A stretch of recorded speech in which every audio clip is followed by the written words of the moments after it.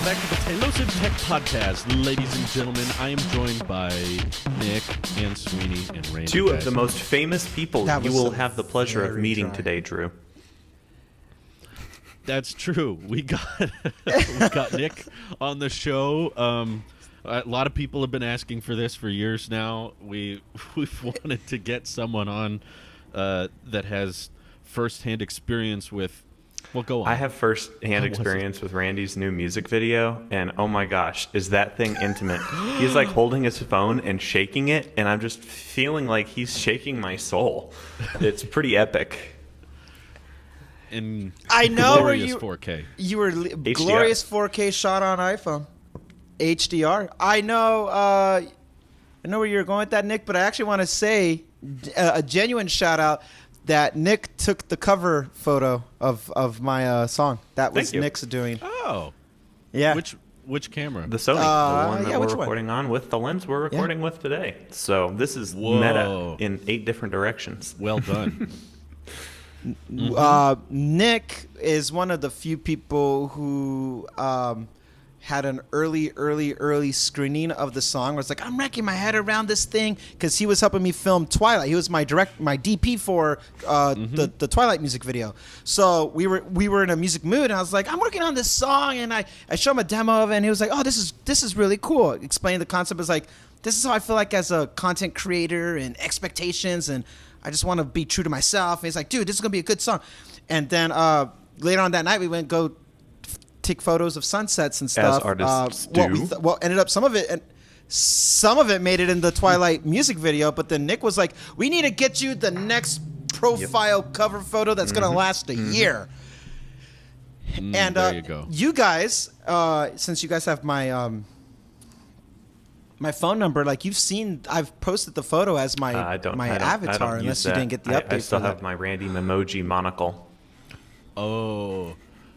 I love that feature, by the way, because I still, like, my friend pulled out his phone and he was looking at our text message history, and it had the little update button for the profile picture. Yeah. And he hadn't tapped it yet, and I was like, Tap it now. I want that to be my picture on everything. And he was like, no, I like the old one. And I was like, It's just created such a unnecessary drama. That's with weird. iMessage. How it doesn't force the update. Like, it's like, no, I want this to be your photo. And this is like a weird social media thing.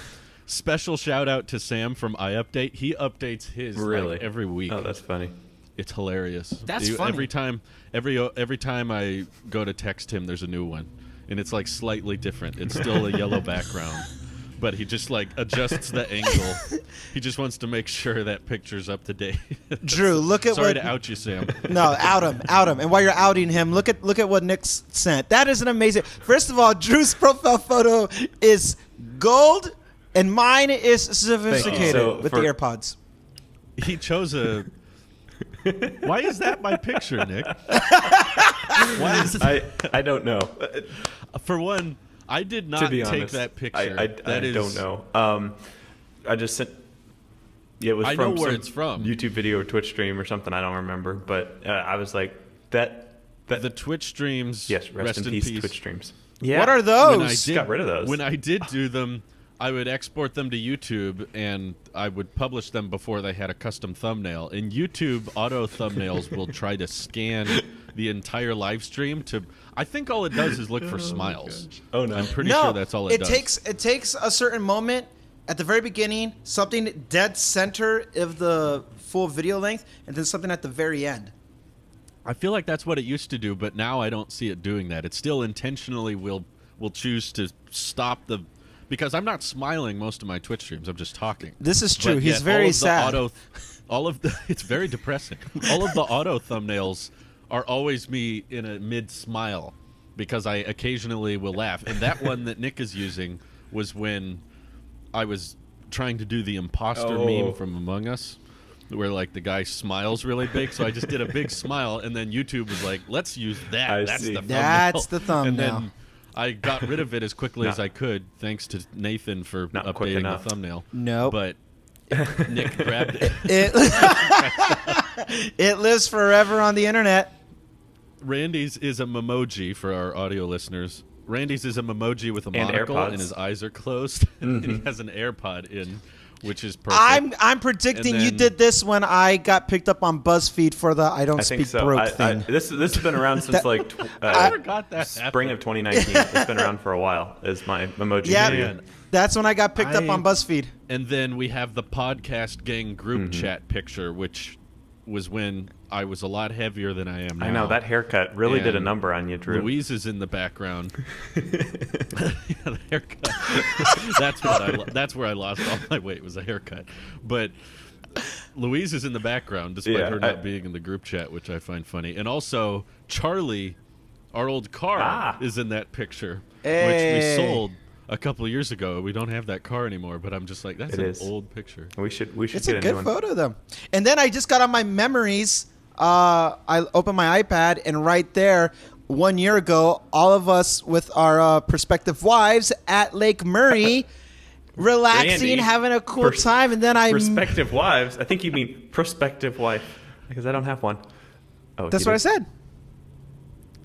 Yeah. Oh, he said wives. Okay. I heard wives. Yeah. But Nick's Is- prospective is wife invisible, is like yeah. his Apple Watch or something. I don't know. Is invisible. His- Oh, no. 404 Our page not perspective, found. we can't see his wife. Yeah. But She's I saw in the. a I saw, different fourth dimensionally. sh- She's not in our perspective yet. That's a fancy way to say she's in his mind. Wow. Yeah. You ever see the movie Her? That's Yeah. Ben that's Hur? that's Nick. Have you Ben seen Hur, her, yes. Nick? Her no. Okay. What do we have on tech news this week, guys? Ben Hur's a great movie. Wait. No, I'm Okay, not done all right, fine, roasting. roast I'm not some done more. roasting. The chestnuts haven't been browned No, enough yet. No, I was gonna end on a sweet note. I saw the photo of us from a year ago, and it made me miss you guys a lot. And I want us to try to still do something, even though we're all even more scattered than before. That hasn't stopped us before. So I was like, wow, it's been a year since we were all together, and that kind of sucks. Now that the It reality has has sunk been in. now, hasn't it? Yeah, I've seen you that's guys right. individually since then, No, but it's it's not not. it's not the same. I miss us No. getting together and just Y'all think that the screwing around podcast and is fun just- when we have all three of us on the podcast? It's way more fun in person.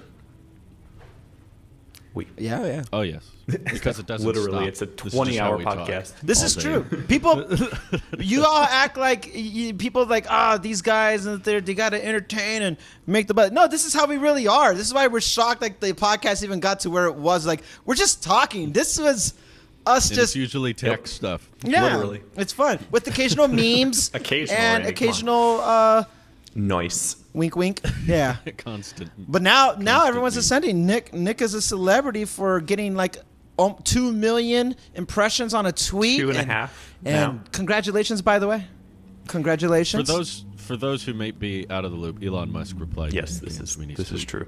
If you were Just if you in were case. out of the loop, that You're out kind of of the made my day / week / month / everything. all my IRL friends who know Nick personally start texting me, dude. Right, dude, did you see this? I'm like, please. You think the moment it happened, I was trying to text you guys, but Nick beat me to the punch Yeah, with a lot of profanity. There was- Oh my there was god. I was. I'm still speechless. If you couldn't tell, over the past few days and a week or so, I've been posting a lot of SpaceX news, and so lots of people have been following me, lots of people have commenting, all that fun stuff. So I pretty much turned off like all Twitter notifications. And so the day that Elon responded to that was an especially heavy news day. I'd broken quite a bit of news, and so my phone was blown up all day. So I turned off I went into Twitter, like the advanced notification settings, turned off like almost everything except for like mentions from people you follow or something like that. And so I was just like, man, this is terrible. So I was editing something on my computer and my phone next to me, and my phone lit up, the screen lit up, and I looked down and I saw that it was Twitter, but it wasn't unlocked. And so I leaned over to unlock it. And while I was leaning over, I was like, I turned off all the notifications. Dang it. So if this is another follow notification or like notification, I'm going to yeet this thing across the room. And I look down, and as the animation of it unlocking opens up, I see it's Elon Musk tweeted. And before I continued reading, I was like, oh, okay, Elon tweeted. All right, that makes sense. So let me see what he said.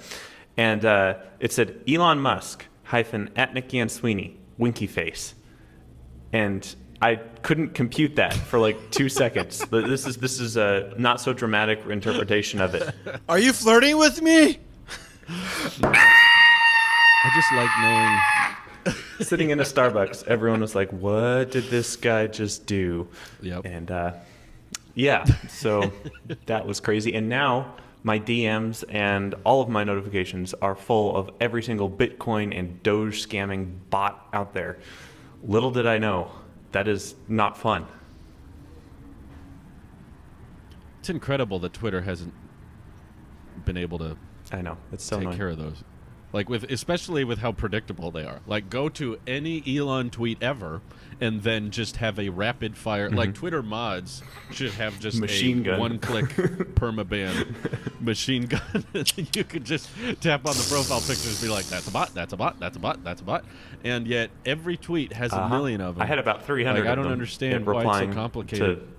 It was crazy. It messed up all of my notifications for the rest of the day, and they're still kind of messed up.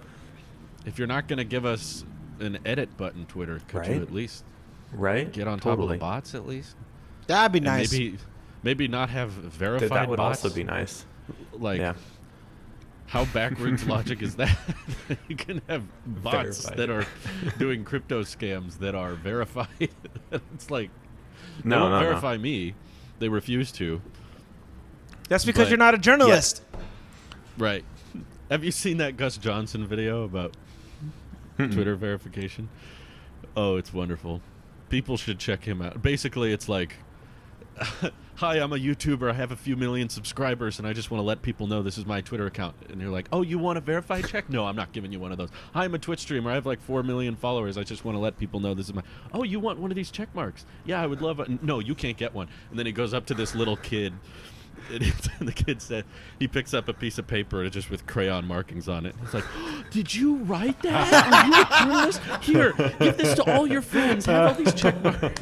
That is so accurate. That is so Oh my accurate. God. Should make a website and write one article There you just go. so we can get need to do verified. that. That's funny. Well, Nick was doing I'm a that at one journalist. point and then just completely shot us in the foot. Thanks, buddy. Excuse me. I'm just kidding. That's a joke, mean, Nick. Remember what happened? I'm lost. When he remember when he Yeah, was making his version of Mac I seem Rumors to remember or 9 to someone 5. shooting that idea down. His name rhymed with Mandy. I did. You're right. No, I'm gonna be Lamskev.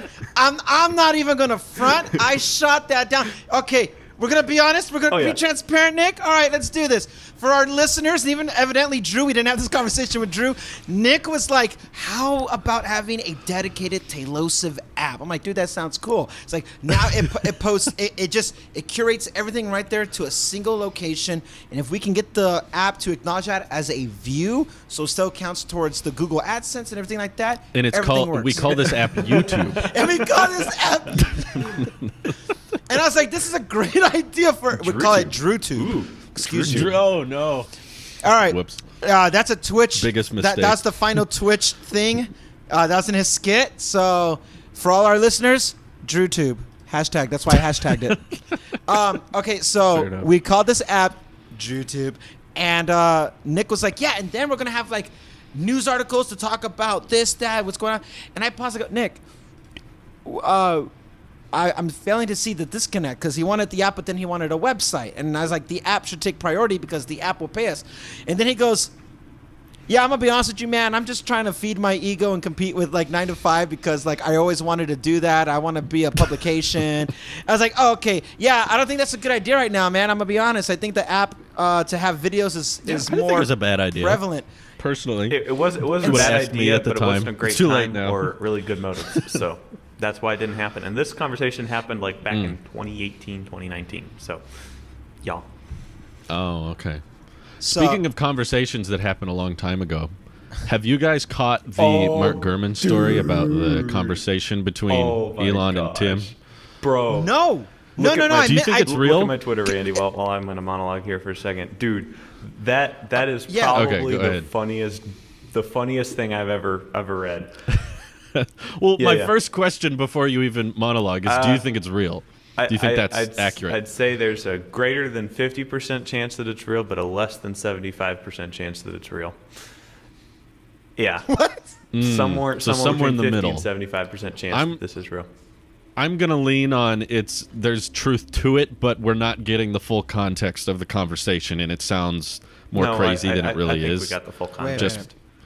Because I don't think Elon ever wanted. So okay. So for I all don't of who's know. completely lost, Mark Gurman posted an excerpt from an upcoming Yeah, book. let's cover this story. Where basically it's covering the story of Tesla, I believe, or maybe it's Apple. I don't know which vantage point it's from. But anyway, it includes the interaction between Elon and Tim Cook when Tim was approaching Tesla to buy it in 2018. And we didn't really know Yes. too much about it, except for the fact that negotiations fell off fairly fast, and now we know why, apparently. And The negotiations will be short. extremely short. And the exchange there is kind of funny to read. Basically, I don't think Elon really ever wanted to sell. In 2018, Tesla was short on cash, so maybe they were looking for a 20% investment or 30% investment or something. But I don't think they were looking to completely sell out to Apple. And so going into this meeting, I'm sure Elon was just humoring it, right? I don't think Elon was really. I mean, I don't know the guy. He did respond to me on Twitter, so maybe I do.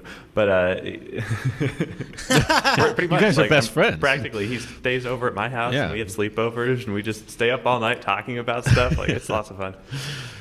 You saw him the other a couple day, times, right? Actually. Yeah, that's Oh, not a joke. with- guys. and He's his not family, being too. sarcastic. Yeah, You hung out with his family. I mean, now you're sounding creepy, Randy. Unless it was photoshopped. Now you're sounding creepy, Randy. No, it's not photoshopped. You can ask anyone who's down there. No, he's not being sarcastic. Yeah, so anyway, Elon probably went into this meeting with Tim, probably more on the arrogant side, the more like, I don't really need this, but I'm going to humor it because my aide told me I needed to. And so he hops on the phone with Tim. That's Yeah, I Elon? think that was how Elon was walking into this Okay. meeting. And so he hops into the meeting, and Tim and Elon have a little conversation, and Tim's basically like, so, we'd like to buy Tesla if you guys are open to it. And Elon says, well, I'm CEO. And Tim's like, okay, yeah, you can be the CEO of Tesla still. And Elon's like, no, I want to be the CEO of Apple. And Tim Cook said, off, and hang up the call. So that's the story, embellishments and all, and slightly censored for family-friendly versions. I have a similar Go ahead. thought process. I believe it would be, I think it's something like that as well. I doubt with all of the stuff Elon had on his plate that he legitimately wanted to become Apple CEO. It's just not a subject that's very interesting to him, or not a company that I think he would want to spend much time on. So I doubt that was the original. He actually wanted to become Apple CEO, although I have to admit that would be imagine a it, fascinating dub-dub? world to live So in. he made an offer that was so outrageous because he was trying to sabotage the acquisition. Well, I'm confused on timelines here because this report Mark Gurman is posting about says that this conversation took place in 2016. Okay. And there were a lot of reports and a lot of news agencies talking about Apple trying to buy Tesla in 2013. And the main reason the deal wasn't going through is because Apple wasn't interested in Musk retaining his position. They wanted him put in check, basically. Apple didn't want having someone so much of a wild card or eccentric as Elon was. They were like, we're interested in the tech of Tesla, but we don't want Elon there anymore. No. And I heard that was the primary reason the deal didn't go through. And so I could imagine there already being bad blood if you went to this meeting and they were like, so can you step down? You'll be could rich. you do that? And they're like, no. I helped build this company and I have a lot of passion in it and I think they need me. Otherwise they're not going to work out. And ultimately I do think it was the right move for them to not buy them out, because Apple probably never would have gotten past the Model S and X. They would have just stuck with those two and That's not a really made an terrible effort to. idea. Higher stream market. They would have stuck with. Now a $300,000 They would have sedan. just gotten more expensive. This time with Yeah. wheels. I don't think Apple would have rushed to make them cheaper, and they never would have made a truck. I think they would have just sworn that off entirely. So I'm glad Apple did It it. would have had but M1 though. So Elon Do you said think that it's true? Do you think it's true, Drew? I think there's some truth to it, but we're not getting the full context of the meeting. Elon said he tried to reach out to Apple in 16. Well, he didn't say the year. He just said in the depths of the Model Production ramp. 3 I bet that was production 2018. hell. After this already happened. No, the timeline has it in 2016. Well, that's what Okay, this hold on. article Maybe there is was saying. more than one of these conversations. But- So maybe this one happened in 2016, and It's Elon was possible. arrogant and was like, "Yeah, no, f you, Tim." But Elon's tweet said that Tim never took the meeting. In 2018, And he might have never this taken is the meeting. referring to before this. But again, Elon did not provide a year. All he said that it was in the depths of production hell. We don't know if it's 17, 16, or 18. It could really be anywhere in there, and it's still align with his tweet. But I just have a very hard time imagining Tim say "f you" and then he hanging says up it just the like he phone. says "Good morning." And that's what this is F saying. you. F you, Elon. I'm not interested in giving up Good my morning, position. Elon. Good morning. But Hello, Tim. I this want to be is- CEO. F you, Elon. That part of the story is the hardest to believe to me. I want to believe it's real because I like to imagine that Tim Cook has this like Walter White, stage presence, and then behind the scenes he's just this really aggressive, angry, Heisenberg. Steve Jobs. Yeah, just imagining the leader of the most If you biggest really company think in the you world. don't know who you're talking to, then I would tread carefully. I am the one who knocks. Now say my name. Something like that. Just it sounds so dramatic that I have a hard time believing it's real. I But am the one. what is believable is Elon joking during a business meeting, saying like, instead of just saying no, we're not interested, or no, your offer is not worth it, he just says, sure, we'll do that offer if you make me CEO of Apple. What if Tim That would was be just great. like, you know what? I've actually Tim been was like, contemplating retirement. kidding? I appreciate you saying this now, Elon. This is a perfect time for me to pass the reins over to you. Could you imagine? Elon is. Let's just dwell on that thought for a second. What if Elon has been the CEO of Apple since 2017? What does this new timeline feel like? Terrible. That explains air power. I Now we think know why air power didn't happen. Elon being CEO of Apple would be It a would be. terrible idea. I agree. Absolutely. Because the CEO of Apple position has very little to do with engineering and everything to do with Saying good morning. finance and Yeah. saying good morning That's and the figuring first out what thing on the list of financially- roles that the CEO of Apple has to do. Say good morning. they just have so little in common. I mean, Apple is so protective of its brand, where Elon is the brand, and that's where is the native clash Right. happens. We follow Elon for Elon, not necessarily. I mean, who else would care if people were digging holes in the ground? You know what I mean? Like we follow Elon because Elon is the brand. But Apple is so protective of its brand, it's not going to let it doesn't let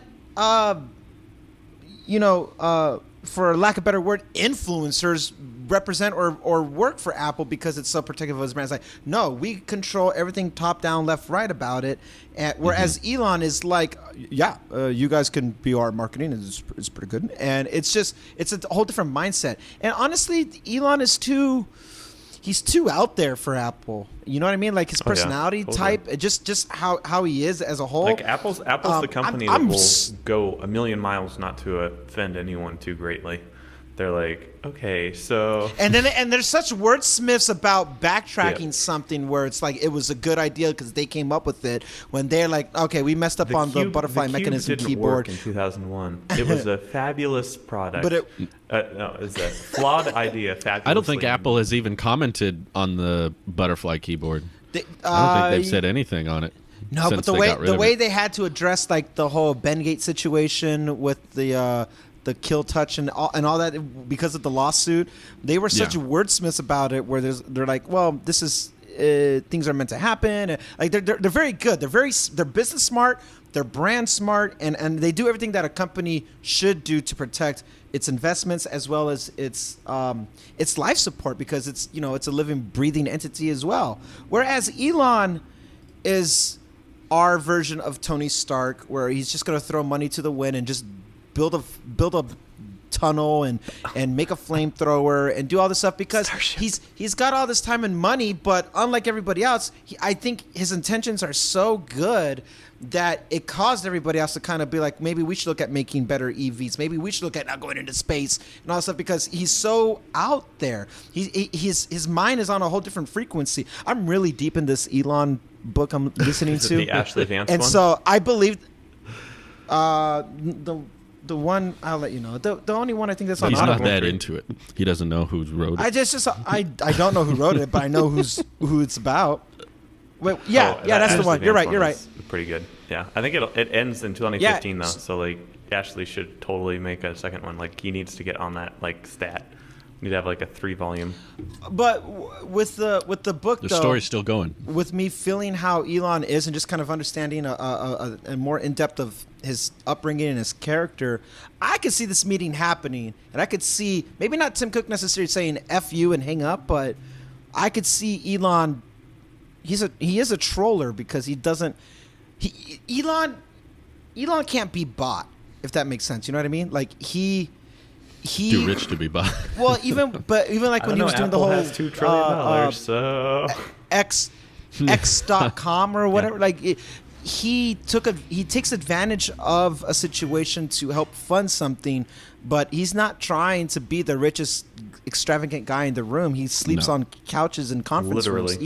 He has money to fund his passions, but he himself can't be bought. The brands can be bought and funded, but he can't be compromised that way. I'm going to make an EV. I'm going to make internet for the world. I'm going to make these far out there things, and he's just going to keep doing it. If it doesn't work or if he gets bought out, then if it's still funding his vision. Anytime he does a buyout, it's because it was in support of still pursuing that vision. So if Apple was to buy Tesla, it would have been Apple-fied and all these things. And honestly, we wouldn't see a car even today, I don't think. I think we would still see the S and X for what they were pre-Apple, but I don't think we would have seen another vehicle if that acquisition would have gone through. Apple would do that thing where we're going to wait until the market is matured and just be like So they everybody just refresh else. it like iPhones or Yeah. iPads. They update the Model S and stuff, but yeah, that gets too close into EV, I guess. But If only we had a separate podcast where people can come check out our talks about EVs. See you over there. We didn't have more a of it space from there, podcast but- either. I will say Starlink has been great. I'm very That's happy good. with Starlink. Congratulations. Everybody, I'm glad Elon made it. join me in the chat or in the wherever, congratulating Drew on successful few years of Twitch. And he Yay. concluded his final It's done. stream yesterday It's as over. of recording this. And he did it on Starlink, and nothing went bad, and it was great. Congratulations, Drew, for fine-tuning you. the well-oiled machine and moving your shifts to where the people want you. We're moving back. Yeah, Yeah. I'm actually getting I'm starting to get upload speeds better than Comcast Really? now on That's Starlink, nice. which is That's amazing. really What do you get? encouraging because that was the main reason. You're still in I beta. started. I mean, it's still Yeah, in yeah. beta, so But it still I'm fluctuates a curious lot. what You know, you're you can getting. do a speed test back to back, but I was getting over 50 up Wow. yesterday, Nice. and Comcast maxed out at 40. And it rarely hit 40. There were a couple times it got to 39, but I was paying for 40. And it was usually 35 to 39, somewhere in there. And yesterday I was doing the speed test because it was really, really smoky. And I was like, I wonder if the smoke interferes with the signal or something because weather's fine. But smoke is like different, actual density, particulates. different embers, actual particulate. So I was like, I wonder if this makes a difference. And I did a speed test and it was like, it's still going over 200. And it was starting to go over 50 on upload. And I was like, oh, So okay. smoke This is makes getting interesting. Starlink But better. Maybe California should be burning permanently. I don't know. Maybe. I don't know. I don't think it makes it better, but yeah, I'm just glad to know it wasn't Yeah. impacted by that because I was like, I didn't know anyone who did it. They also updated the Starlink app, which I was really happy about because they now let you separate the router network into 5 gigahertz and 2.4, which before it was a combined, and you can also change the network name and password from the app now, which you couldn't do before. If you wanted to change the password, you had to go factory reset the whole system. and start start the entire setup from the ground up, which was kind of complicated, and I didn't feel like doing that. But I wanted to change the password, and I was like, I'm gonna have to take the time to like shut everything off and restart the internet and all that. But now the app is much better, and I'm glad they added that feature, and I hope they roll it out to the public soon because the speeds are good. And I was somewhat close to thinking about not having Starlink in the future because T-Mobile launched this home internet thing. Oh no, tell me about this. And oh no. I'm not to spoil the ending. I'm not doing it because what's the speed point? speed tests were not as encouraging as I wanted, but I was close to maybe reviewing it. Essentially, I was glad that they unveiled it later because it was just available in my area a couple months ago, so it wasn't like this was available when Starlink was available. So there wasn't any regret on ISP choice on my part, but it's, I think, $60 a month, and you get this little modem / router. It's like everything in one package, and you plug it in, and it receives T-Mobile's cellular service and turns it into a Wi-Fi network. And uses either 4G or 5G, whatever's available. And I saw someone in our Discord got it, and they said it was offering better speeds than they could get with anybody else in the area.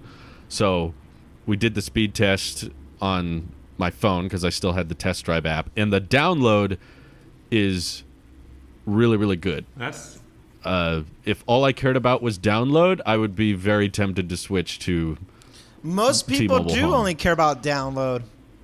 I get it. Unfortunately. It's just unfortunately, yes. I get why, but I was doing speed tests with T-Mobile, not Mint Mobile, although I just ended my test drive trial and went back to Mint Mobile, and the speeds were exactly the same. So I was like, okay, doesn't make a difference. But with download, I was getting over 300 here, which is better than I've got with Starlink. But the upload was still like 10, and I was looking up reviews of the home internet thing, and a lot of people were saying it's unreliable because the home internet modems are deprioritized to the phones. And there were a bunch of people complaining. That's so ridiculous. It's like a backup thing because they're not trying to become a next Comcast. They're pitching it as more of like a Starlink thing where it's like for those who don't have access to fiber and but whatnot, somehow you can use to this. T-Mobile. Yeah, I guess a lot of people do.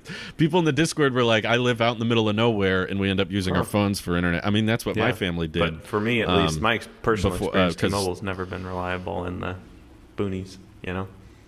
Yeah. It just depends where you are.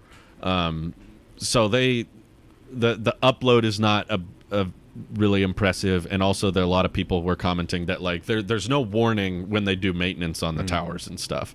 So you'll just be in the middle of using the internet and then it shuts off. And it says directly on the website like this isn't good for like security cameras, like always connected accessories. They're like it's meant to be they're basically pitching it as a plan B internet service of like if your main internet isn't good, this is a good backup. But it was, $40 a month cheaper than Starlink, and I was seeing the speeds people were talking about, and I was like, well, I really love Starlink. I don't want to give it up, but this is going to save a bunch of money. But I was doing the speed test, and I was like, yeah, the upload's not very good, and I'm hearing it's not super reliable, so I don't need to exchange a beta service for an unreliable service. I think the Not unreliable gonna upload as quick. portion, like the beta portion, will get better over time, but it seems to me the bottleneck for T-Mobile is where their towers are then located. So for someone like Nick back home would not do him any good regardless of what happens, just because they don't seem to be out there. T-Mobile seems to be best in populated states, not necessarily locations. So I was on the website looking at their overall data of where their coverage is at and why it works. Because I've had people tell me too, it's like, oh, T-Mobile works great here, and they're like in Texas. I'm like, well, Texas is a big state, so that part makes sense then. T-Mobile. What's interesting is Verizon offers something similar, and I checked for availability, and they don't have it here where I live. So update on, because I know weird. we talked about me leaving T-Mobile last week, and I was looking at Visible. There is a caveat to my Visible consideration. we, and actually I have questions for you, Nick. When it's talking about deprioritizing your data usage, it didn't give a cap. So is it saying like at any point if the network's congested, you're going to get deprioritized first, or is it after a threshold? Because the website didn't clarify so that. on Visible, you're always deprioritized, which results in really just longer ping times, but the speeds never seem to be affected. So on Visible, you're always deprioritized, but in my experience, that takes your ping from 20 milliseconds to 100 milliseconds. And at the end of the day, you really don't notice that. Like, I'm sorry, you got to be doing some pretty intense mobile gaming to notice a ping difference of 80 milliseconds. Nick's not a gamer. And that does depend on your location. I know when I was on Sprint, I had an MVNO of Sprint for a while. Whenever I went downtown on Sprint, my deprioritized speeds, the ping would be like in the thousands of milliseconds. Like it was bad. And so it depends on where you're at. But in my experience, about 100 milliseconds is what I've been getting on the ping. But then, everything's unlimited after that. So unlimited data on both the hotspot and the regular phone. Hotspot, though, is throttled at 5 megabits a second. At 5. That part I saw, too. Is like, okay, so you only get 5 for download, but it's cheaper than AT&T. It's cheaper than Verizon. There's too. not much that isn't cheaper than AT&T. Yeah. Or Verizon. Those two are like, that's about if your goal is to spend as much as possible on your phone bill. Yeah, then go to them. That's that. They're perfect. Visible let you stream off Wi-Fi up to 1080, or is it capped at 480? I've never noticed that actually take into effect. Like, I've had that restriction for years on a lot of my different plans, and I've even paid to have the premium Verizon ones that remove that restriction. But in YouTube, I can always hit the 1080 button. It never doesn't allow me to hit that 1080 button. So I'm not really sure what that does. We could hit 4K on our 12 minis, but we're not going to see 4K. I can see the difference between 480 and 1080 for sure, and it always works. But maybe if you're watching something in Safari via the web app player or something, I've never noticed where that restriction comes into place on carriers, but evidently I asked not specifically for the resolution, though it would be nice. I asked because that would indicate to me you answered the prioritization part, but it would also indicate to me about how much speed is actually coming to the phone then, because Visible says it supports 5G and 5G ultraband, whatever the hell that means, but that's the stupid 1,000 right thing. Yeah, no which one no will one ever use. and it's gonna nuke your battery like that. No thank you. But you can watch your videos and your battery will suffer fall faster than ever. The battery health will degrade to lower than 70%. But so I only ask because I feel like streaming something on the YouTube app, if you can go to 1080, if it doesn't let you go to 1080, that's an indicator of speeds as a whole. But if you're saying you're not having an issue and you're only deprioritized in the sense of pinging but not speeds itself, then maybe it is something still worth looking into. But these were questions I couldn't really see on the website, and I wanted to save it for the show just in case anybody else was considering.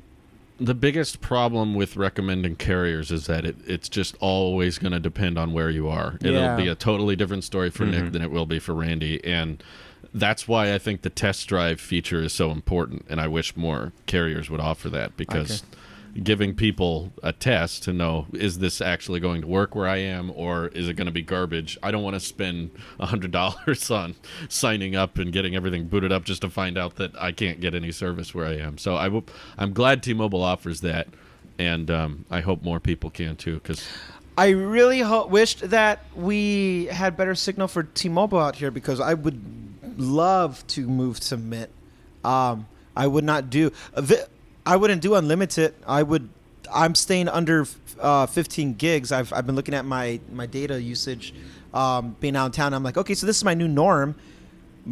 Visible's enticing features that, like, it really doesn't matter because it's all unlimited. So in that sense, I don't mind it. But if I could stay with something more affordable and I understanding my data usage now, because the thing is, going to Mint, right? If I had Signal and I can go to Mint right now, it doesn't mean I have to stay with Mint forever. Sure, they're bulk plans and stuff like that, but I understand that I'm here How was I getting noise in here, Nick? Okay. Dude. I'll look at that in a second. Dude. I'll look at that in a second. I'll just finish my thought here.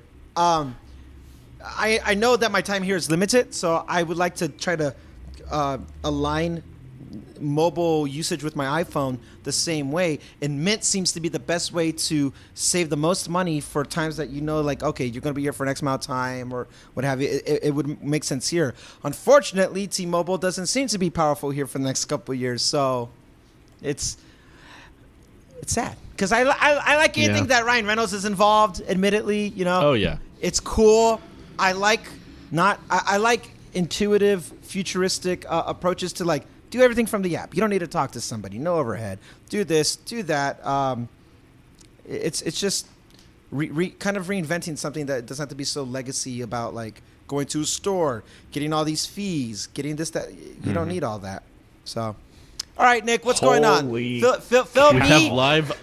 have live updates as we're recording this that the audience never probably already knows happens. about. This is but- so funny because go. normally we talk about something after we finish recording, it becomes outdated. So Mr. Musk, my personal best friend, is just Thank God we record on Fridays now. I know. All right, Imagine if this what's going on? Sorted out if we started tomorrow. Mr. Musk confirmed. Thank God we record on Friday. We should record on Saturday. Saturdays. It's a good idea. Mr. Musk confirmed that Higgins managed to make his book both false and boring, meaning that Elon says that FU bomb from Tim never happened, and I disagree that it's boring. It's one thing to be false, but it's fairly that just interesting means in my the opinion. actual conversation was even more interesting, if you could imagine that. Oh, So there's that. okay. I don't And know then how. a little bit later, Elon decided to just nuke Apple from orbit again, and he said, "App Store." I mean, literally. Elon could He literally could do at that. some point. FAA wouldn't know what to do. And Elon's Like, like, should is we- there a specific rule guess they put a about nuke up nuking people from orbit? No. Oh, There is okay. actually, but Well, not in that whatever town you found. United Or Nations was worked that- on that a while Was that back. in Chico, Drew? That was like, you can actually detonate Yeah. nuclear bombs or something. In It's a Chico, five- there's a $500 fine if you detonate a nuke within city limits. So if you're outside city limits, So Elon, it's got but I think the targeted United real well. Nations. This is really on subject here. The United Nations did pass a law back in, I think, the 60s or 70s that said they didn't want anybody to have nuclear weapons in space. But there are prototypes of big, giant, essentially rails that you could fire that are not nuclear or even combustible or any way, but they're giant pieces of metal that you could get going really fast. And if they hit the Earth, they would probably cause nuclear type of disaster. It would not be a Nuclear what's it fallout. called? Yeah, Radioactive it would just explosion. be a big there wouldn't boom. be fallout, but it would cause a big boom. So Elon just did that to now you Apple, know. and Elon sided with Epic, and Elon said Apple Oh, Store goodness. fees are de facto global tax on the internet. Epic is right. Just like, oh my gosh, Elon. Well, add this to the list of things I don't agree with Elon on. Let's talk There are about it. quite I a don't know. few Elon things. just said that he believes that, so I guess I now agree with him there. So I just switched my position. Nick is staying on the Elon fanboy side. There's still a You lot of high things I five the don't. guy once, all of a sudden you throw logic out the window.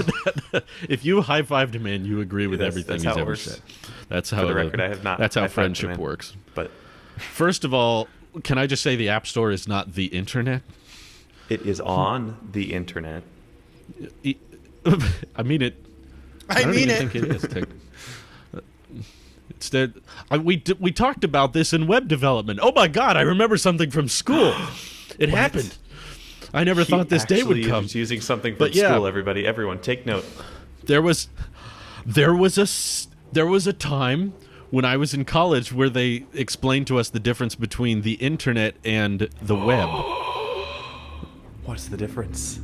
It's like there's a difference between www and something that you access online, and I believe the App Store is something you access through the internet, but it is not the internet. Fancy. That's deep. The and internet lets you philosophical. access websites, but Okay. yeah, it's different. It's like it's like your iMessage app doesn't use a website, but it does use the internet basically to send text. And there's a difference there, but I happen to disagree with Elon on that one. So if that's the case, then where's Tesla's third-party app store that doesn't require a fee? And also, if any third-party, never mind. No, let's go. Let's we'll go. Save it for you. yeah, I don't okay. know. All right, Today's I was tech gonna and EV say, this is a good episodes are kinda EV subject. All right. We'll rehash we're all of blurring this all the Elon lines news on the EV podcast in just a few minutes here. So We be should. looking for that. Yeah, we This should. is really merging the two, isn't it? We should I was combine gonna say the shows. if We should do a tech EV combo show. if Tesla sells their full self-driving software or their proprietary connector to other EVs in the future, then they shouldn't take any fees on that, because then they have a de facto global tax on electric vehicles. I think by Drew's got a Elon's new standard. video idea. I don't know where to post it. Both. Why not? We're talking about the stuff on this channel on this episode But here I because film people. it in two different angles to say the same thing. Yeah, It's not the same file. It's like one for tech with the tech background and one for I love EV, it. with the EV back. Oh, this is confusing.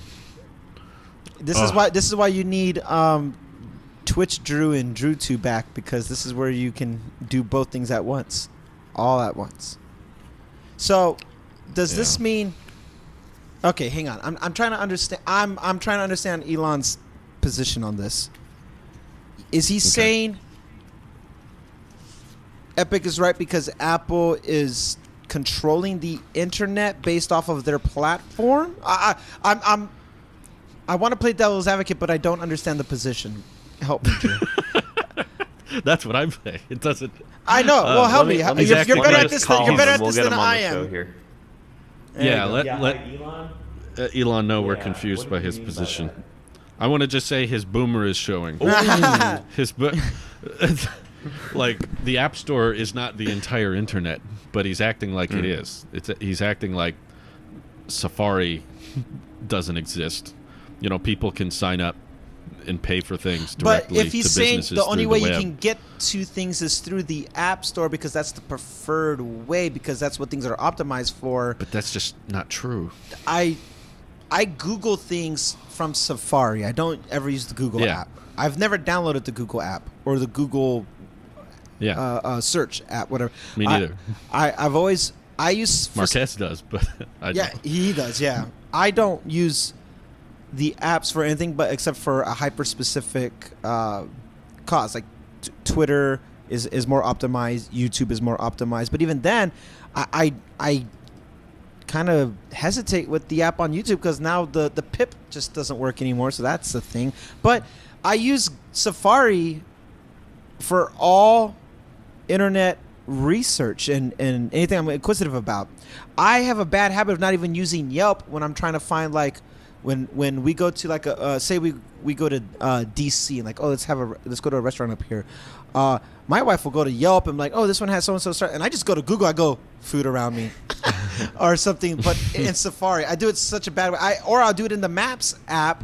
But even then, no, not really. I use the internet. But I also acknowledge that I do things a lot different. So I'm trying to see, is Elon saying you can only really access the internet today through the stance is mobile is the main internet. That's what he's implying by the tweet, is that they have a tax on basically the entire internet because they have fees on the App Store, which I personally don't agree with, because a lot of transactions are not done through the App Store, and the only reason businesses want to put things for sale through the App Store is because Apple built a platform people feel really comfortable spending money on because they know there's not much malware and scams. So that's not an easy thing to build.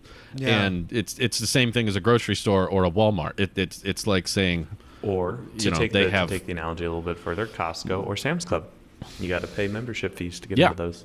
you have to access those, but they don't have a monopoly on groceries. I agree. They just have a really Okay, popular Mr. option Gold member. that a lot of people like.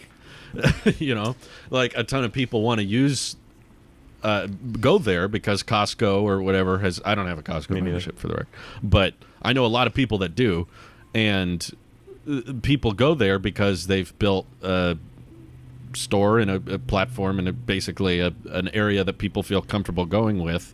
And so if you try to get your products in there, they're going to be fees on those products and that type of thing. I don't really see it any different with the App Store personally. I don't. okay, so let me expand that even further.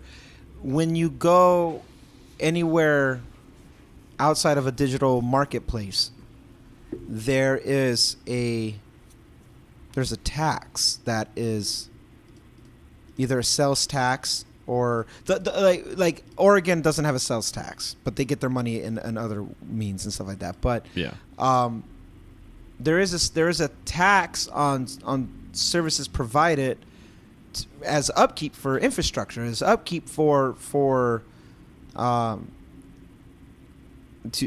overhead costs and stuff like that. And that's something that we just kind of okay, we accept it, and it's all things small. But even if you do something that's more local market, if there's a food market, people will go there, but that's generally more expensive. Thus, I calculate that as some part of the tax.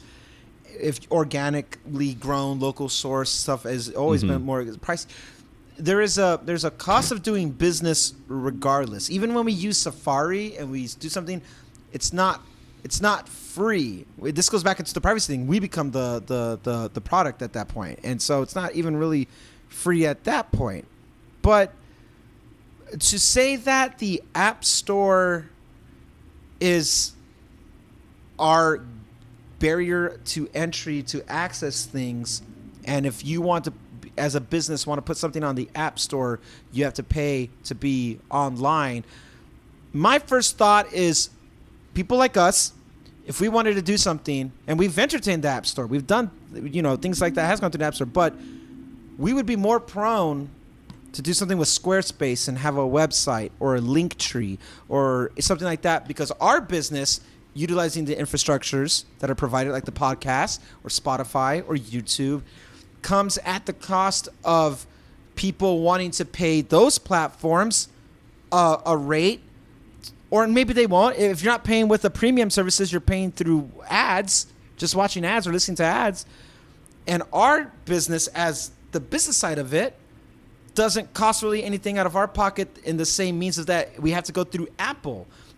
We're funding the platform directly with Spreaker or with YouTube. I mean, I think we all have YouTube premiums. So we fund it directly ourselves that way, almost as consumers ourselves. So I don't think the App Store is a fair comparison to say that this is your tax to the internet, when on the reverse end of that, it's Google would be not liable, but be more fit that picture, because everybody knows what Google is. Everybody uses Google. Everybody understands what that is. There's a lot of competition with the App Store versus the Play Store. Yeah. They're not. iOS isn't 90%. You can't YouTube, say it's Apple without saying Google as well, and Google Right. being even a worse offender for it. Right. YouTube has a much bigger monopoly on internet content than I would say App Store has a monopoly on. 100%. Yeah, and YouTube's revenue cut is higher. Everybody knows YouTube, and in some capacity, everybody goes to YouTube, even if it's just an embedded link on a different site, gets pulled from YouTube. Not everybody has an iPhone. Some people have never been on the App Store. And Google search is a whole other. It's like 99% compared to the competitors' market share. So. Yeah, I don't. And really you have to pay Google how... if you want to promote your website or your business or your merchandise or whatever. I know because I've ran ads on Google. You have to pay them too. And this is the price. The thing is, even if this is the case, I'm okay with this. This is business. Yeah, I think it's healthy. Fair. I mean, this is healthy. It might not. Maybe fair is not the right term, but it's a situation I don't necessarily think there can be much done about. You can't just necessarily come up with a really popular search engine that everyone switches to, or another YouTube. I've tried myself. I didn't have to code the darn thing. I didn't have to build it. If me to use your thing is because you had to build it, I think that's a fair exchange. They're fronting that money. Yeah, they're maintaining it, and they built something that obviously takes a lot of work, and I complain about it a lot. YouTube makes all these crazy decisions I don't agree with, but I acknowledge that it's not easy to do something like what they're doing. And it's the same thing with Apple's App Store. It's not easy to make a really secure, very reliable platform that a lot of customers feel comfortable spending their money on.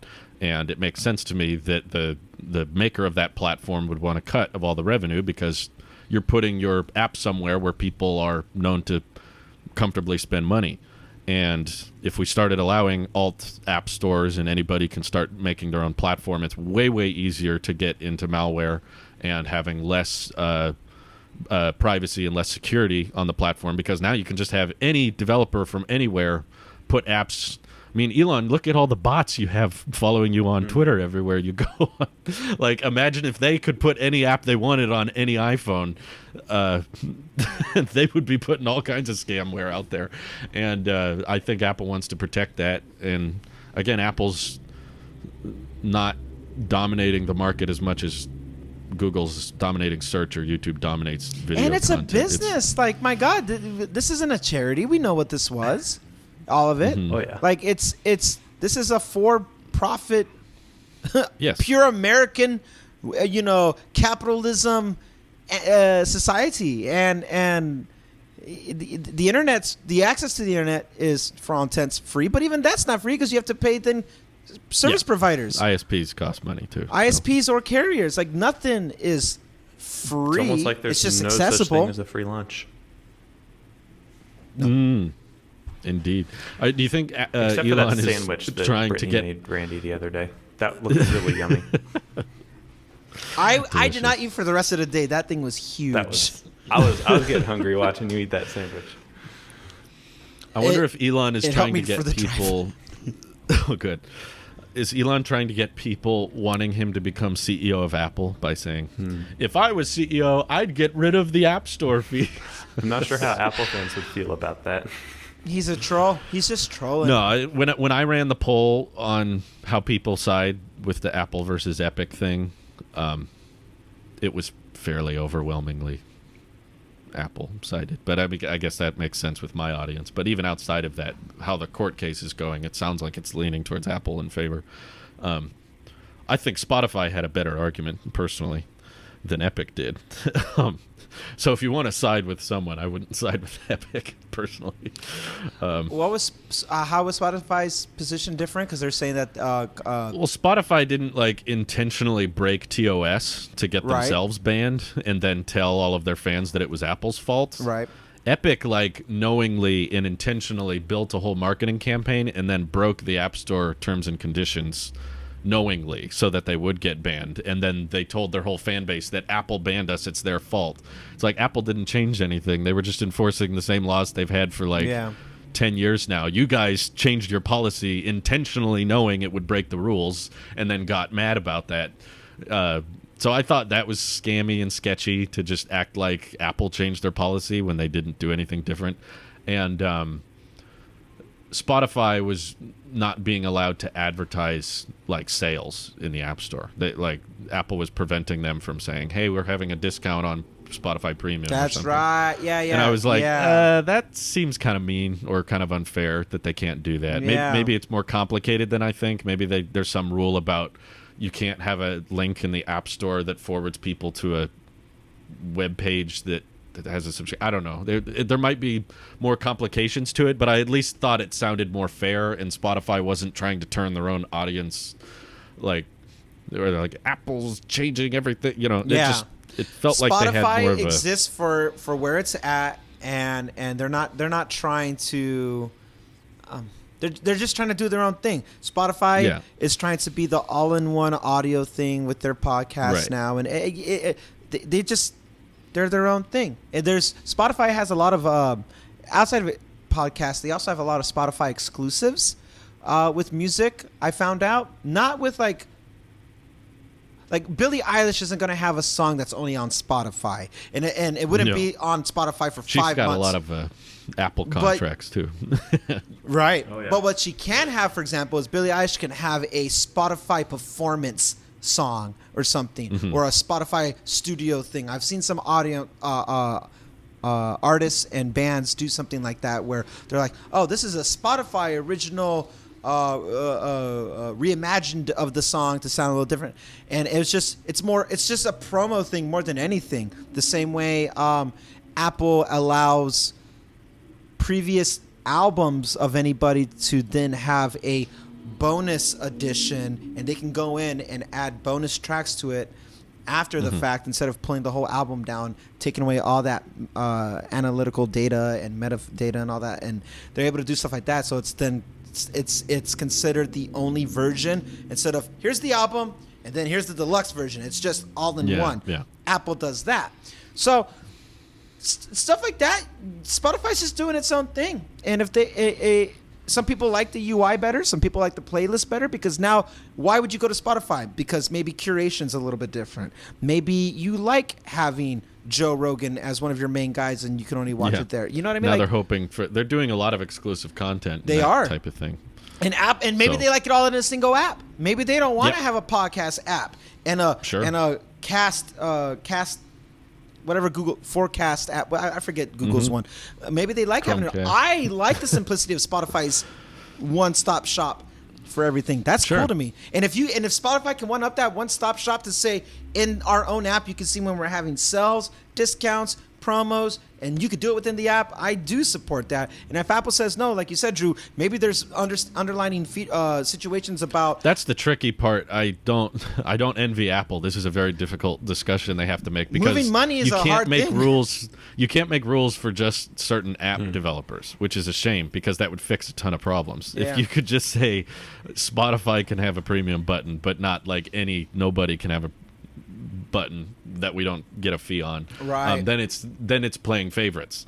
It's like, you can't grant special privileges to certain developers. If you make a rule change, it has to be applied to everyone. So any type of suggestion a third-party app makes, Apple has to see how can that be exploited and how's someone going to abuse that, how's someone going to put a subscription tab in there that's wrong, or jump people to another website that scams them. And I'm sure there's app store policies about, like, if you allow a button within the app to jump someone to a web page and subscribe to something, then that means but if the site is like a scam, or the site has things that the app store isn't comfortable with, then you can sign people up for things they don't want, and then you got more of an issue and people are less comfortable spending money. So it's not an easy choice. Maybe it's a liability too, that people could say that Apple this app forwarded me to this site and they can and Apple doesn't want to be on the hook for any liability if you're doing some malicious intent about signing somebody up for something you didn't pay for.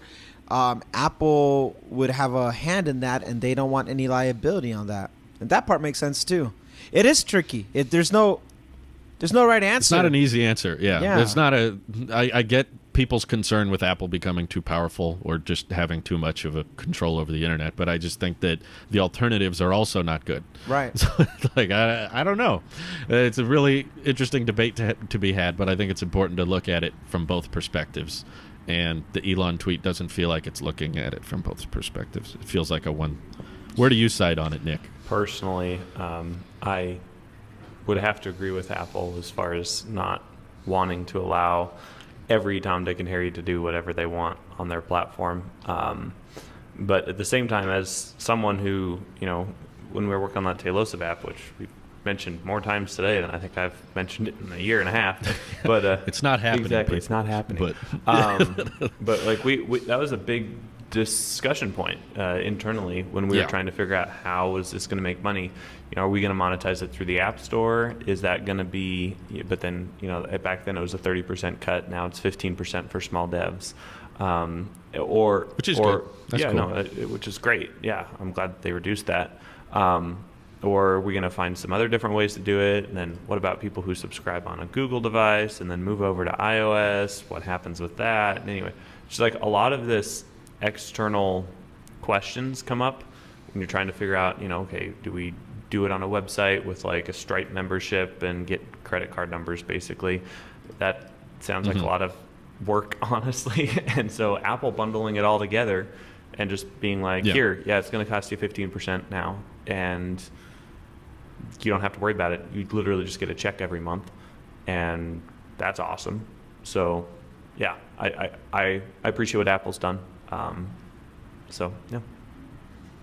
Overall, I'm kind of tired of talking about this, to be honest. Oh, okay. It's like we've been talking about this since December of 2019. I don't know. Yeah, it hasn't gotten anywhere, has it? When did this start? Just round and it feels like it started 3 years ago, and we're still just Epic's still mad. But I just didn't like that because Epic was upset with the revenue cut, it resulted in their whole fan base not being able to play the game at all. That's fair. I was like, that feels like cheap. they were prioritizing themselves, especially when they're partially owned, or I think majority owned by Tencent, which has been accused as being just as big a monopoly as Apple is. So it's like, you guys, I don't know. The other thing I've always mentioned is, like, if there was evidence that allowing alt stores resulted in better revenue or a better platform, that would be you would have a better argument in your favor. But that's the thing. What developers want as a whole community, third parties and first parties alike, is you want lots of customers willing to spend money, right? You want lots of people that are comfortable to give different businesses and different games and apps their cash. And Apple has shown with their own App Store that they have created a platform that people are very comfortable doing that, because the App Store accounts for a huge amount of all mobile spending compared to the Google Play Store, which is much smaller. Yep. And there's a platform, Android, that allows for the alt stores, or is comfortable with people downloading non-first party, non-Google approved software. And there's more malware, there's more privacy concerns, and it overall results in people spending less money. So it's like, okay, that's what Google has done. Do you want Apple to follow and do the exact same thing as them and result in people spending less, just so that you can say there's no revenue cut? I understand this very complaint because of my whole Twitch to YouTube thing. You know, when I first wanted to switch to Twitch, it was because the revenue cut was better, and I was like, this is more fair and it's more honest, and I appreciate the flexibility Twitch has, and I still do think that for a lot of people, Twitch makes more sense than YouTube for live streaming. But the frustration arose when I realized that people are far more comfortable super chatting or donating on YouTube than they are on Twitch, even though YouTube's revenue cut is much higher than Twitch. People are just more comfortable with the method of seeing their own currency and donating that. I have another theory about this super chat I don't think we've talked about. I think people are more comfortable because also super chat, it's more rewarding. It's more visually stimulating when you see this big old bloop. Like, you get praised for super chatting in a way that I don't see the same acknowledgement on Twitch. That's is why like a lot of streamers have to have the built-in thing where it shows up on screen and says, "Wow, you donated this." But on YouTube, it's right there. From doing years of streaming on YouTube and years of streaming on Twitch, for whatever reason, people on YouTube are far more comfortable donating larger amounts. On Twitch, it's like, have 10 cents here. I'm still super grateful for everyone who's donated. Every penny helps. Not trying to come off too pessimistic about this, but if we're just talking about the amounts here, grateful for everybody. But if we're just talking about the amounts, no, screw you! You can't have it now. Well, Google needs a cut of that. Yeah, if you give it to me, so rip that in a or third. FaceTime needs a cut. Rip a third of that dollar bill. But it's illegal, on YouTube, people are more comfortable going like, $5. Here's $10. Here's $5. But on Twitch, it's like, here's 5 cents. Here's 20 cents. Maybe because it's also so much easier. Like, it's almost too easy to super chat. Right. With those numbers, because it's all presented in their own currency too, and it's just a larger platform overall too, so that helps. But and honestly, more trusted as well. Like, a psychological factor is that, and I thought about this too. I think the fans, like, no malice intent, like, they actually think it's going towards, a good support. Like, I'm helping, I want to support this guy on this platform that I like to use, and they're doing it with purest intentions of, like, I'm trying to, I'm pitching in a little extra here and there. And I think as much as we say, and as much as we've talked about it, there's still a disconnect about the cut. And that's not on the end user's side to establish or to resolve or to worry about, because their thing is like, hey, here's $5, here's $10, you're doing a great job, love the content, don't have any questions for you, Drew, I just want to tell you that I appreciate what you're doing. And YouTube is just not being upfront, saying, out of this they're only going to get this amount. And yeah, they don't say that. if they I think did, it says something in the chat like a portion of the super chat is given to the creator or something like that. They're like, they mainly highlight it as a way to get your message read. they're helping. They Which it works. They want to help you. It works. It I does can't work. blame them. It does work. They want to help you, but they people don't understand how much they're also really paying YouTube, and that's not the viewer's fault. That's just, I think the messaging is just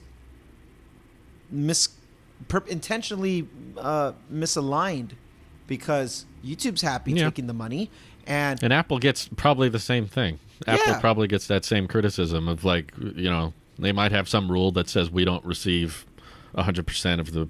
You can't say that in the app when you buy something. Like, you can't bring that up, or I don't know. But it's a really difficult decision, because I know some people would say like, well, Google loses money on YouTube, so it's okay. But Apple makes money from their hardware, and now they're making a ton of money from the App Store. But my response to that has always been, so if they were running Apple at a loss, you would suddenly be okay with it? Like, if Apple lowered all their prices on hardware and was suddenly making less money, they would probably have more market dominance. They would probably sell even better than they are now if they lowered all their prices. That's kind of like the Amazon debate, though, right? Like, people are like, oh, I don't mind Amazon because it's so much cheaper. I can get everything I need on Amazon in 2 days, and it's cheaper. It's like, yeah, but the mom and pop stores are dying. Right. Whatever. And if you got the App Store fees down, if Apple caved, let's say Apple was like, screw it, we make enough from the iPhone, let's bring all the App Store fees to zero. All right? Now they have an unfair advantage against Google, because everyone's going to say, well, they can afford to price their revenue cut at 0%. We can't afford that. So now no one else could possibly catch up. So I'm like, you're just mad at them regardless. Yeah. There's nothing they can do that will result in them not having a serious competitive advantage against any startup or anybody else. There's really nothing that could possibly happen that would result in them not having a substantial advantage. So there's not, I think people have a lot of first step ideas. Get rid of fee, everyone make more money. Haha. Or the alt store. Now everyone can use whatever apps they want. You're welcome. But they don't think about the consequences of like, well, but then that allows for scamware, that allows for more malware, and that allows for people to get stuff that's not approved, and then people feel like they don't want to spend more money because there's more bad things that can happen when they do, so they just don't do it. Overall, developers get paid less because people don't want to spend money. So yeah, I'm sorry, Nick. I know this isn't your favorite subject. That's okay. I'm sounds surviving. like we are. It just feels like we've talked about it for like literally 3 years, and we keep having the same discussion. That's pretty much the Elon, only do we hesitation I have right now. Thank you, Elon, for picking the next subject of the Tech thank Pod. you. Yeah. Speaking of, It sounds like people are. What they're trying to do is what they're saying is it's time for us to. They're taking back what's theirs. oh, should we stop holding on? Yes. Or is there to bring it back to Apple hardware? Oh, I like where I was going with it. Oh, go ahead. Go ahead. No, I'll Go say it ahead. for the end. I'll plug at the end. I'll plug at the end. All right. Well, to focus more, I guess, on the subject that hasn't been talked to death, there's these talks of another Intel Mac Pro. Yeah. And the 2020, the next bigger size iMac being pushed back till next year. And I wanted to give you guys a chance because I know how I feel about it, but I don't know how you guys do. Go ahead, Nick. If you think the Intel transition is going to take longer than we thought, is it going to take longer than the June 2022 time period? Well, seeing how Elon's not the CEO of Apple, I would hope that they'll hit the timeline that they said. Some point in 2021, we'll have all, or 2022, sorry. What year are we in? We'll have all Macs over on the silicon. The new Mac Pro, I was kind of expecting that because we had seen leaks as far back as I think like November or something of last year about the new graphics cards from whoever makes those being integrated in. So we knew that there was one more Mac Pro likely coming up, and then we had that iMac refresh a while ago, right? That had some GPU options or something. So anyway, we've had a couple Intel Mac refreshes, but this is likely the last one. I sure hope so. I'm going to be mad. And introducing another crappy computer. Every Intel Mac that comes out after they announced Apple Silicon is just like, Apple, Really? What are you Why? doing? Come on. Might be a contract thing, you know. I'm sure it is. Yeah. It has to be. So I'm not specifically worried about upgrading at the moment, which is kind of funny to say. Which is so you ask about the iMac Pro or whatever, 30-inch plus M1X, M2, whatever iMac's coming out with. That's the exact name. You got it Yes. right. That was perfect. I forgot to mention the white bezel and the twice as large chin because it's a larger computer. Drew, they have to. I'll fit take two. The chin is twice as large because they have to fit twice as much computing power inside. And I would love to see people defend it too. They'd be like, it's iconic, though. it's iconic. No, I'm not. That's how you know it's an iMac. This is giant with the chin. white bezels. So I'm not specifically worried about any of this stuff. I've been super happy with the M1 MacBook Pro, and to Good. be honest, I might end up needing to upgrade just because there's so much dust. Like I've only had this computer for 2 months, and like it looks like I've had the computer for a year just because it's worn and dusty, and it's just I've been using it outside for a couple weeks now. So anyway, So do you think the transition will take longer than June? Oh yeah, that was the original question. That was the real question. I was like, I was good like, job, I know Nick. you're good. I appreciate the update. I know you're fine. That was the But my question. question, Probably will be done in June. There we go. I'll say it. you do? Yeah. You think no more Intel by June? Okay, you're still June you're of still next year. standing I mean, by. 11 months from now. Yeah, yeah. I think. No, we're past June of this year. by 30 days. So, yeah, we're a little too late on that one, but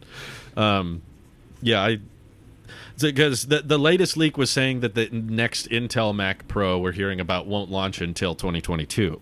So that has me thinking, like, are they going to launch it in March and then get rid of it by June? I don't know. Apple has done stuff like that, but what's your guess, Randy? I think that we will. I think next year's the last year that they will actively sell both Apple Silicon and Intel. I don't think it's wordplay. What Apple's doing is like, oh, we're going to be completely transitioned by 2022 June. Then Well, they just said 2 years. 2 years At the event. That's all they said. They made the announcement in fall. Okay, so June of 2020, they said it would take 2 years, but he did not specify from today or 2 years calendar or 2 Gotcha, years yeah. from when the M1 launches. So I think they were intentionally vague. yeah, and I think they that didn't has to wanna do be with precise. contracts. They're like, we're starting Yeah. to transition, but we're still going to support the latest and greatest that Intel is pushing out, and we'll have those options for Intel's you. punching. Intel's mad. They're like, Apple sucks. And Intel's the Get future. And Apple's Justin like, Long in here. Apple's holding the baby as it's hitting them. Yeah. They're Yeah. like, we love Intel. love you. We have some great progress offerings, and they're just mad the whole time. wildly. It's okay. It's okay. You're about to go in time out. Intel's good for gamers. And Apple's like, shh. Hey, if you still need to run Windows, ha ha ha. I think putting it back. I think the transition will conclude next year, but I think they will. How I picture it, in good old messy Apple fashion, is they will make the final announcement next year of the last Mac variant with M1, while still very actively selling Intel chips, and then after 2022. They'll just, spring release this. They'll just start dropping them off of the website as we're no longer offering it until they're all gone from the refurbished site as well, and then they're just gone. So I think they will. So go ahead.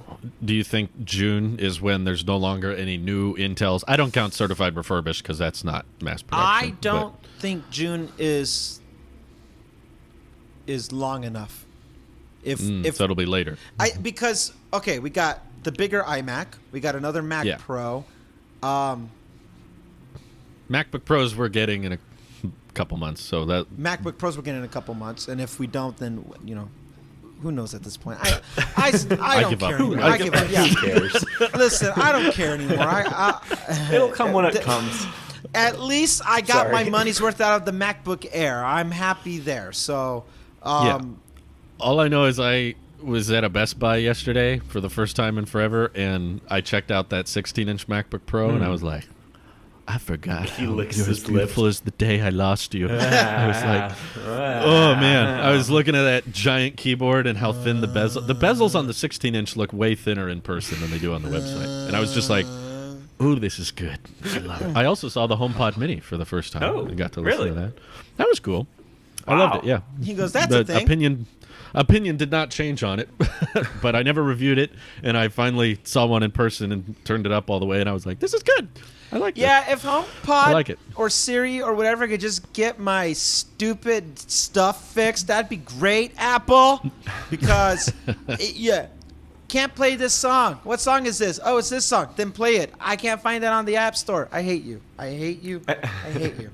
It's that stupid App Store de facto. Yeah, it's that stupid Apple I was going to say, Google's been We sucking a lot talk lately. about, is Epic at the fault of Randy's music not being able to be pulled on Siri knowledge? Wow. Epic is... What Epic needs that's is full. Mac OS. Ooh, Hey, that there would you be go. epic. There I am. All right, Well we done. went full circle there. Yeah. We did it. I think we've been using the Google Assistant for all our speakers, and my wife keeps asking them to play music, and it will just suddenly not know them. It will play them later. She'll play a song like the song she requested, and then it'll play it. But when she asks for it, it won't play it. Weird. So I'm like, so you have the music accessible, but you just don't understand when we're asking for it. She somehow has found like every song it doesn't know. Because it happened like 5 times in the last week. She was like, play this. And it was like, I don't know that song. I don't feel and then like it it. played it later. Nah. I was like, I don't want to. I don't get this whole digital maybe assistant the singularity's argument. already happened, and all these digital assistants There you are go. just messing with us. That's Like, probably it. Yeah, actually, I don't But, like, know what that is. People are like, Siri sucks, Google's so much smarter. I'm like, no, they're all pretty dumb. Mm-hmm. I think all of them Can are we pretty rebrand stupid. these as dumb assistants? Then that way, when we actually get smart assistants, we can continue using the name smart assistant. Yeah, we should really stop using the term smart assistant. That's overusing the Boy, term you smart. dumb. You're degrading the word These things- smart at this point. Alexa, Google, Siri, they're all pretty stupid. Gotta admit. They are a niche product or service. I don't even know how you label them, but nobody has moved full on AI. Let me talk to this thing, and then it works perfectly. Every time you talk to those things, you're rolling the dice, basically. You are, yeah. Like, well, No, totally. Let's hope this one works. Have you ever like tried to make just using Hello Siri on the AirPods when your phone's like in the other room? I just did this the other night, and I said, "Hello Siri, call my mom," and it was like thinking. 1 moment. Hold on, please. I was like, oh boy. And half the time it just starts calling someone random, right? So I'm gonna like, say. I can't get to my phone in time to end this if she Nick starts uses calling Siri someone. more than any of us. Yeah, probably. I'll say, Siri, call Drew. Colleen Andrew Cuomo. Exactly. It's like, first off, cool. Secondly, what? What? What? You're right though. That lag, that delay, thinking, Yeah. like I get so Hold mad. on. Never Just give mind. me I'll it. just do it myself. Shut up. I know. Siri. And also think about how well the iPhone sells, despite Apple doing nothing on Siri. Yeah. I think it says a lot about how the average consumer uses digital assistant. If Siri truly is the dumbest, which I'll concede on and say, sure, they're all pretty dumb, but I'll say maybe Siri performs the worst out of all of them. Mm-hmm. Well, the best-selling phones just use Siri. So I don't think it's a deciding factor for most consumers. That people don't like, I'm getting this phone because of the Google Assistant. It doesn't happen very often. Pixel's not selling great. It probably has the best digital assistant of any phone. And it has it most accessible and built in and everything, but no one cares. Boom.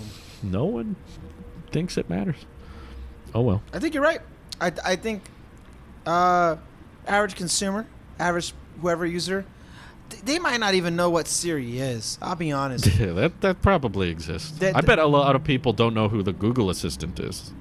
Yeah, like Google Assistant. No, just search it. Just type it. Because They just say Google. Yeah. Yeah, I know who Google is. Google. You just type in the thing. Like, is Because people haven't mastered the art of articulation. You know, that's what humans are not very good at. We're pretty good at like tapping and swiping and scrolling through things. We're just playing around with it. But a lot of people, when they want to do something and they try to explain it to their phone, there's pauses and ums. Yep. And they repeat themselves. I think and part of they're the problem though is That's a the good point. computer is requiring us to change the way we naturally speak in order in a way True. that they can code and Yes. conform for. And so Right. instead of saying, yeah, I'd really like to talk to my mom right now or something like that, I have to say, call my mom, iPhone, because I have phone numbers for her, and sometimes it decides to call random ones. And Right. it's like I have to conform how I'm going to phrase the query, and sometimes that's a big learning curve, and also it changes from time to time, and you can never really be sure of what's going on when, It just requires more thinking overall. Yeah. You just have to like bit of framework. stop what you're doing and like work on it in your brain and be like, okay, that's what I'll say. No. You Whereas with rehearsed it a touchscreen- couple times in your head. Yeah. I want to talk to my Like, mom. oh, Call my I'm mom. gonna talk to Siri later. And What do I I'm say? glad that it doesn't, read my mind or whatever Neuralink might do, because what Yeah, if that's too one day far. I'm like, oh, I should talk to my mom, and Mom, no, go away. I don't actually You asked want for to talk me? to you. No. No, because sometimes Siri will do that. Like, Yeah. I've heard horror stories of like Siri accidentally calling people's exes or whatever just because they have similar names, and it's just like That's on them. They should have deleted the contact. true, but That's like fair. That's what. That's Oh. fair. That's fair. That would Still. never happen to me That's fair. literally because I never had exes. Louise was my first. space exes. Space X's. I gave her space. Yeah. Exes love space. She needed SpaceX. If they started I miss thinking, us. if they started thinking what you wanted in calling, that'd be like, oh, we know what you're thinking about, and here we'll call this. But like, I don't want you to know what I'm thinking about because, hey, Yeah, that's too far. here's a certain website you might want to watch right now. No, I'm good. What are you thinking about, Nick? Why are you laughing? Talos of EV is what I was thinking of. Yeah, is that yeah? Oh, you got Talos of EV on the mind? Huh? Yeah, always. I'm always worried about that Cybertruck. Are you all primed up because you're down Indeed. there? Wow, Randy. You saw Elon, and now you're all Man. charged up. You got some EV on Well the mind. said. Yeah. Wow. On that subject, do you guys know we have an EV podcast? You should Did- check it out. We're gonna go do? record it now. No way. Yeah. What? Did you have any closing tech subjects? Hey, I got Apple Arcade. I was trying to find a cooler transition point Whoa. for that. Nick always says nope, I'm good, but this time he's This like, time. so I So- subscribe to Arcade. And unfortunately, I didn't have a choice because I ran out of iCloud storage because I've been taking so many pictures and videos. I had to get Apple Oh, One. that's right. And You so- asked me. I I know. totally forgot I That did was- that. You it were like, was- how do I get Apple One I fast? needed it in that moment. And I was like, here it was, is. It was terrible. And so I need to go through over the next few days here and like nuke most of my photo library and stick Do you it on like there. Arcade? I have yet to do it. I have yet to sign Oh. into any of it, and I keep getting notifications like every other day. Play award-winning games on Apple Arcade, Mini Metro Plus. Ooh, Has anyone all on done the that? App Store with Apple One. Dude, do you like, want to play this game? It stop. won an award. Oh, okay. Duh. Which award? Is JD that- Power? Of just about The as JD bad. Power Award.